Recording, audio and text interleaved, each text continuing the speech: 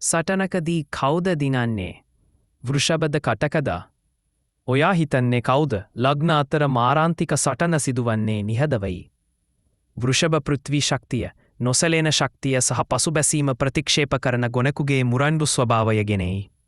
ඔවුන් සටනේදී තමන්ගේ තැන අල්ලාගෙන සිටීමේ අසමසම අධිෂ්ඨානයෙන් තමන්ගේ දේ ආරක්ෂා කිරීමේ ප්‍රවීණයෙන් වේ.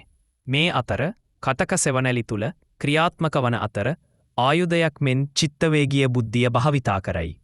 ඔවුන්ගේ බුද්ධිමය ස්වභාවය ඔවුන්ට දුර්වලතා හඳුනා ගැනීමට ඉඩ සලසයි. පසුව වඩාත්ම සුදුසු අවස්ථාව බලා ක්ෂණිකව පහර දෙයි. වෘෂභ ලග්නයට භෞතික ආධිපත්‍ය ඇති. නමුත් හැඟීම් හැසිරවීමට සහ ඔවුන්ගේ ආරක්ෂිත වළල්ලට පසුබැසීමට කටක ලග්නයට ඇති හැකියාව නිසා ඔවුන් කෙලින්ම පරාජය කිරීමට නොහැකි වේ. සටන ඊතා උග්‍ර යුද්ධයක් දක්වා විහිදේ. වෘෂභ අතහැරීම ප්‍රතික්ෂේප කරයි. කටක සම්බන්ධ වීමට ප්‍රතික්ෂේප කරයි. නමුත් සියල්ල තීරණය කරන හැරවුම් ලක්ෂය.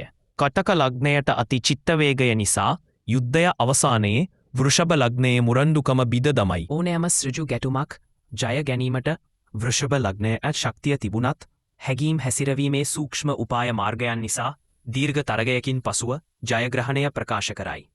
කටක ලග්නය ජය ගැනී නමුත් අධික වෙහෙසක් දරයි. එකගද නැද්ද? මතක තබා ගන්න මේක වීඩියෝවක් විතරයි.